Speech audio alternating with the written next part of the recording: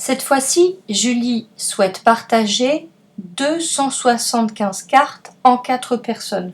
Donc elle a un nombre de cartes beaucoup plus important que dans les autres exemples. C'est pour cela que nous allons poser la division. Première étape.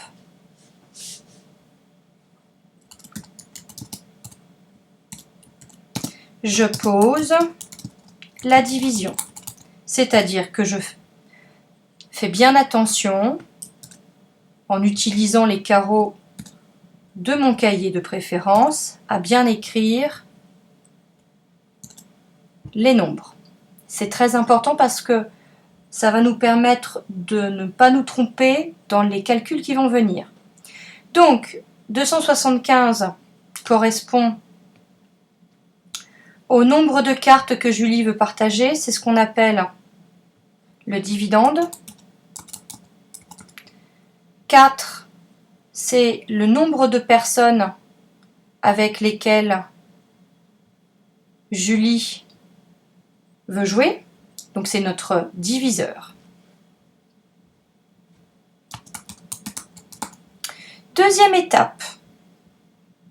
Tu as bien posé ta division, tu es prêt. Hop, étape numéro 2.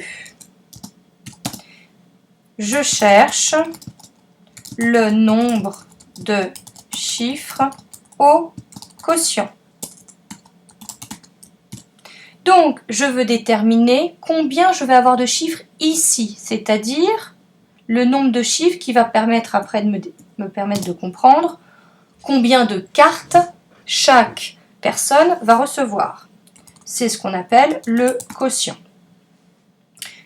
Pour cela, je vais encadrer 275 à l'aide du diviseur. Donc, je vais définir combien de chiffres. 275, je peux dire que c'est compris entre 40, 4 fois 10, et donc 275, et 4 fois 100.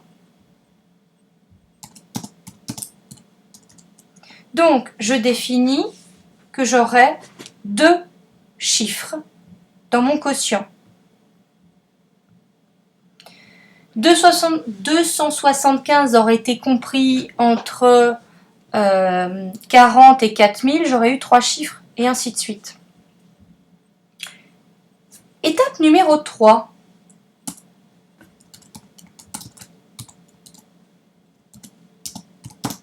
Maintenant, je vais m'intéresser à mes centaines. Donc, je divise mes centaines. Je divise les centaines. Donc, je vais diviser 2 divisé par 4. Oui, sauf que ça ne fonctionne pas, c'est impossible. Donc, je vais laisser de côté les centaines et je vais transformer les 2 centaines en 20 dizaines. Et là, je passe tout de suite à l'étape 4. Étape 4. Je divise les dizaines. Alors attention, j'ai dit que mon 2, je le transformais de 2 centaines à 2 dizaines, à 20 dizaines. Très bien. Mais il ne faut pas que j'oublie les 7 dizaines existantes. Donc, je divise 27 par 4, puisque là, je suis au niveau des dizaines. Quelle est la question que je vais me poser? Je vais me poser la même question que lors des exercices d'échauffement.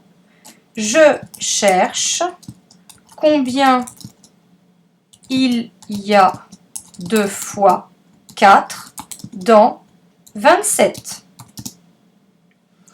Je sais qu'il y a 4 fois 6, c'est-à-dire 24, et qu'il reste 3.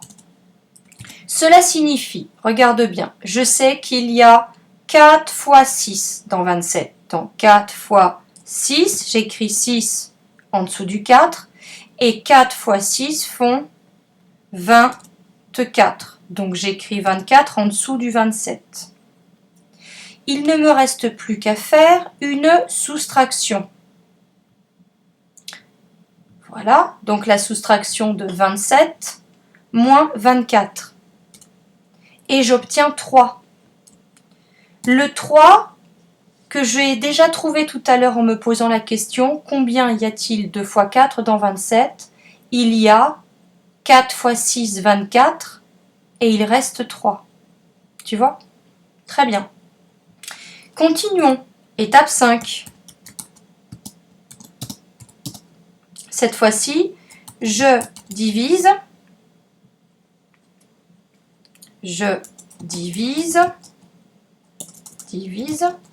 les unités. Alors, mon résultat de 27 moins 24, c'est 3. 3, c'est-à-dire 3 dizaines ou 30 unités. Là, je veux diviser les unités. Donc, j'ai 30 unités plus ce 5 qui est ici. Je vais, on dit abaisser, si tu préfères descendre d'un étage, descendre d'un escalier. Donc le 5 se met au même niveau que le résultat de ma première soustraction.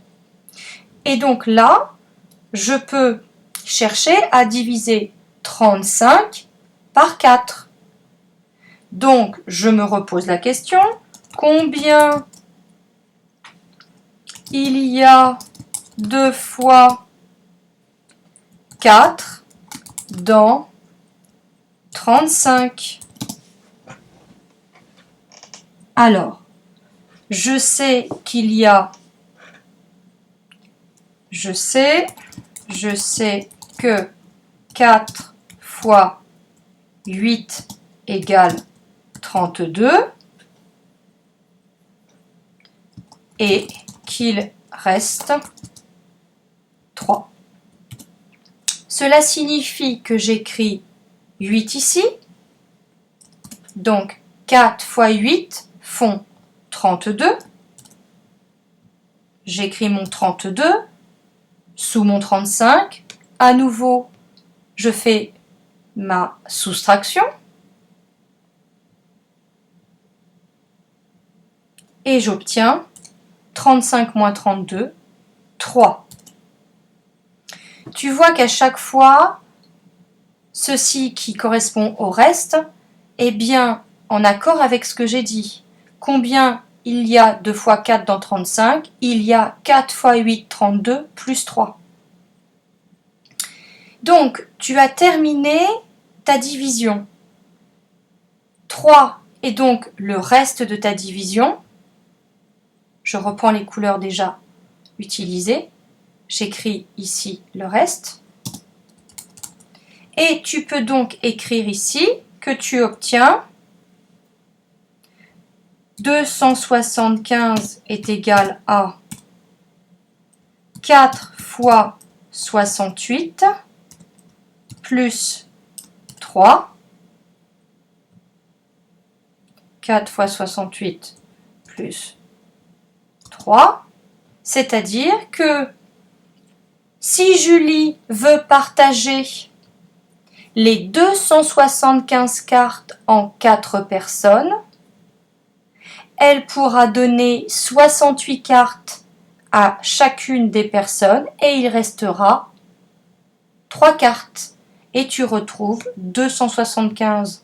Donc, le nombre de cartes au départ, 4, ce qu'on appelle notre diviseur, mais qui est aussi là, dans cet exemple-là, le nombre de personnes qui veut jouer.